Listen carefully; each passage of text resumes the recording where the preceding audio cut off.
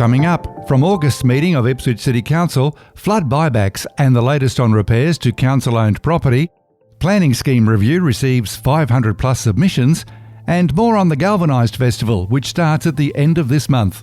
Mayor Teresa Harding joins the show. It's Friday, August 25, 2023, and I'm Alan Roebuck. Welcome to Ipswich Today, which acknowledges the traditional custodians of the land on which it is produced and pays respects to elders past, present and emerging. This podcast is supported by Kinetics, people-powered web hosting trusted by Australian businesses since 1999. If you're a regular listener to the show, you'll know that each month I catch up after the ordinary meeting of Ipswich City Council with the Mayor. Meetings are available to watch on YouTube, and to make it easier to follow what's being discussed and voted on, meeting agendas and minutes are also online. Thank you for speaking with Ipswich today, Mayor Harding. My pleasure. Thank you, Alan. From this month's council meeting, the Governance and Transparency Report highlights the Resilient Homes Fund. Are flood buybacks still being processed? Absolutely. So far, 106 contracts have been executed and 91 of those properties have been purchased and settled. So it's still an ongoing program, and I would expect probably somewhere between 250 and 300 properties will be purchased at the end of the program. Is it too late for flood-affected homeowners to apply? Yes, it is. The Register of Interest closed on the 30th of July, 2023. But look, as per the discussion, I think it's been quite transformational for so many people who've been through trauma. We'll certainly be approaching the state and the federal governments to, do this on an incremental basis. We certainly saw with our Ipswich Integrated Catchment Plan that went through council in February last year, where we did discuss for the first time buybacks. There are certain areas of Ipswich which we need to look at. So we have families who don't wish to move now, but maybe an estate sale in 10 years, 20 years' time will be a good way forward for our community. You touched on a point there that Councillor Tully raised and you endorsed in the council meeting, that perhaps the Resilient Homes Fund should continue in some form or other, and that Enid Street was a great example. So is that right? There's only one house that hasn't opted to sell? There's not just one. But it's a bit like a patchwork, but one stands out, and it's very close to Kippen Park there. And look, we would love to convert these properties into something really useful. So, we know at Kippen Park we would love to build another, 2, 3 or 4 soccer fields for Western Spirit there. That would be wonderful. So it'd be a nice little thing that would fit in well. And we also have had a lot of people ask about community gardens. So we've had a number of community groups ask us to see how we can utilise that land for a better community benefit. I certainly can feel for people who have lived in their properties for a very long time. You get very attached to it. And having been flood affected myself in 2011, well and truly understand the sentiment. And then you think, well, okay, it's not going to happen again, but it will happen again. It will flood again. There's no doubt about that. So let's hope that there can be some way of pleasing those people who are staying put in the near future. Oh, yeah. Without a doubt, the voluntary homes buyback has been a terrific scheme that doesn't take away the fact that people have been traumatised and when they move, they're moving to a new community. We've had one group where there's a number of neighbours. They're all trying to find a house together because they get along really well. So, it'd be nice to see that happen. From the CEO's report to the council meeting, the Ipswich planning scheme, the submissions have closed. There were over 500. In my mind, that's not a lot for the city population, but I think it could be a lot compared to last time. Am I right? You're absolutely correct. I think we got about 190 last time with the 2006 planning scheme. We decided to take, a bit of a different approach. We did a lot of stuff before the public notification period. We did a lot of education and advertising to sort of encourage people to let them know what a planning scheme is and why it was important to receive their views. And I just think, with the floods, but also waste issues that we've had and the growth that we're having, there were probably 3 big things that really drew more people to look at the draft planning scheme. Can you reveal the main areas of concern that people raised? For my looking, it's probably more about the floods, the flood zones there. So it does have an impact. So some properties will have limited development. So, someone might have a property where just part of their property flooded, so they won't be able to build just say a shed there or something like that. Or people who've got a property developer who does have land, but now that there is evidence there because it did flood there. Reviews of planning schemes for all councils don't happen every year, and when they do happen, it is a huge exercise. So what happens next for Ipswich? Look, obviously we're looking to move into the approvals next year. And I feel like that's a good thing for our community because it also involves a lot of engagement with the state. The state also have to approve it as well. And as part of that, we're locking in commitments from them for future transport and future infrastructure as well. Also on the CEO's report, there was an item called the Corporate Risk Register, which does appear regularly. This part of the report has classic government speak. Is council exposed to any major risks? Oh, look, in everyday life there's a risk, isn't there? If you drive down the road, there's a risk.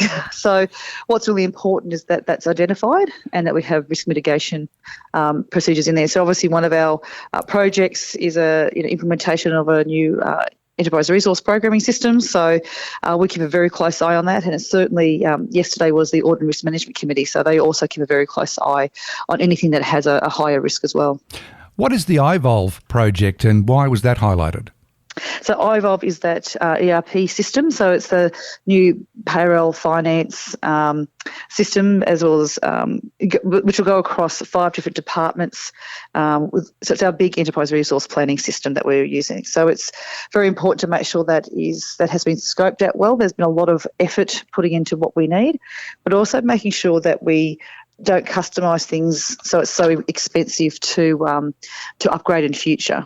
Under flood recovery, the two floods of 2022 were some time ago, not a lot of time for people who were affected, of course. But what are the most visible projects still to be completed across council? I think without doubt, Colleges Crossing would be the number one there. So Colleges Crossing Rec Reserve is currently in the detailed design stage and the final design will be coming back to the public. That was planned to be a little bit longer because we know that will flood again. And we thought we just don't want to keep building back what was there. The state and the federal government had provisionally agreed for a rebuild like for like. It was about $14 million. We actually said to them, do you mind if we take a bit longer? We would like to do community consultation because we don't think we should just keep spending that money all the time. It does come from taxpayers, doesn't matter which level of government, but we are all paying for it. And the community, 80% of the community were very wanted to have something that was a bit more resilient. And the 20% that wanted to have the same, they were mostly wanting to make sure there were still playgrounds and things for people to do. So we've taken by that feedback and we'll come back to the community with some of those more resilient designs and see what their feedback is. So it sounds like colleges could be the last item to be fixed. Apart from colleges, when do you think the other council flood recovery projects will be completed? Look, all of them are supposed to be completed by June next year. That's the deadline from the state government. There'll probably be a couple of other things that will be a bit late, but we're still working through those projects. Under notices of motion, lapping. Interesting to see that on a council agenda because there's the lovers and the haters. What's council hoping to achieve with this notice of motion? Look, what I'm wanting to have is there's a lot of people are talking about it, so I thought, just get the facts out there, get the truth out there, Alan. So we do hear that some businesses love it, some don't. Is it something that could be supported more formally once a year or something like that? We've also had verbal advice from Queensland Police that anyone who organises it has it's that they are holding the public liability for an event. Yet in the community and the car clubs, they think, well, hang on, this is just a car club event. Why would that have to happen? So to me, this is very much, let's explore what's there and what are the opportunities there. Because look, my husband's one that used to lap back in the 90s and he was part of it back on April when it was on. So I think let's just look at what's available, what we can do and just see what our residents would like. A totally different notice of motion to do with cars was car parking at the Springfield Central Community Centre. What's the current problem there? Why did this have to come to council? Yeah, Councillor Cole Johnnick put forward, I thought, a really interesting and quite a good notice of motion.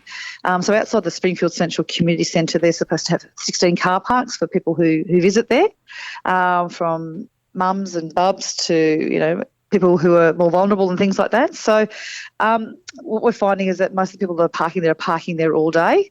And so it's not giving access for people who are just coming in for an hour or two. So council will be looking at changing the local laws there.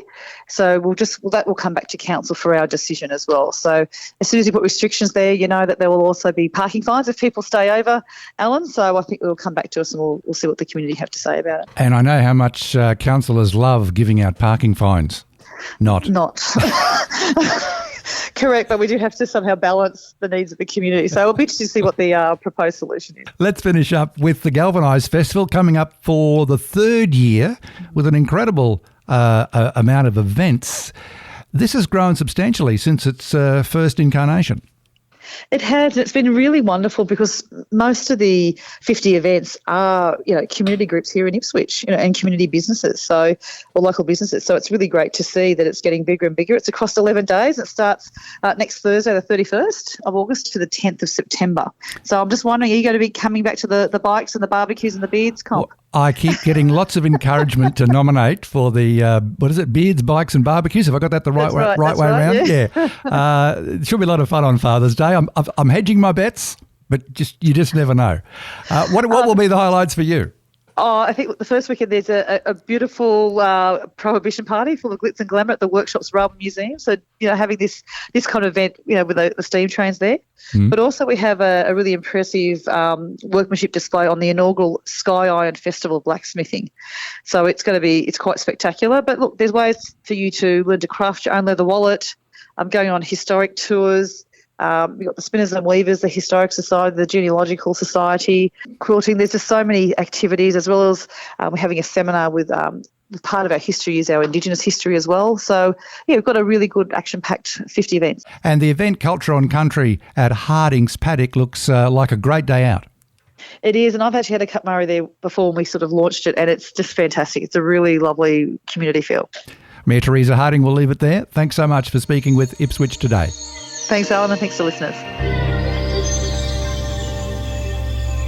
And that's it for this episode. Don't forget to look for handy links in the show notes. Ipswich Today is supported by Kinetics, people-powered web hosting trusted by Australian businesses since 1999. This podcast is listener supported. Please make a once-only gift or regular donation to help keep it online. Just go to ipswichtoday.com.au. Follow and stream this podcast from your favourite app, including iHeartRadio, or play Ipswich Today on smart speakers.